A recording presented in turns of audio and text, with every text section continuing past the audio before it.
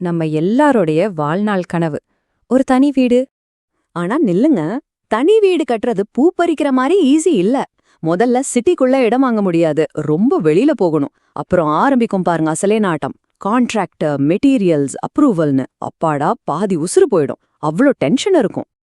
ஆனா இந்த எல்லா கஷ்டத்துக்கும் ஒரு பயங்கரமான ரிட்டர்ன் இருக்கு. 20 வருஷம் கழிச்சு உங்க வீடு பழையாகலாம். ஆனா நீங்க வாங்கின அந்த நிலம் இருக்கே, அதோட மதிப்பு பல 100 மடங்கு பெருகி எங்கேயோ போயிருக்கும். ஏன்னா அந்த முழு நிலமும் உங்களுக்கு மட்டுமே சொந்தம். அப்போ இது யாருக்கு? நான் கஷ்டப்பட ரெடி. ஆனா என் பிள்ளைங்களுக்கு ஒரு பெரிய சொத்தை உருவாக்கிட்டு போகணும்னு நினைக்கிற வெல்த் கிரியேட்டர் நீங்கன்னா, தனி வீடு தான் உங்களுக்கான ஒரே சாய்ஸ். இதுதான் உண்மையான சொத்து.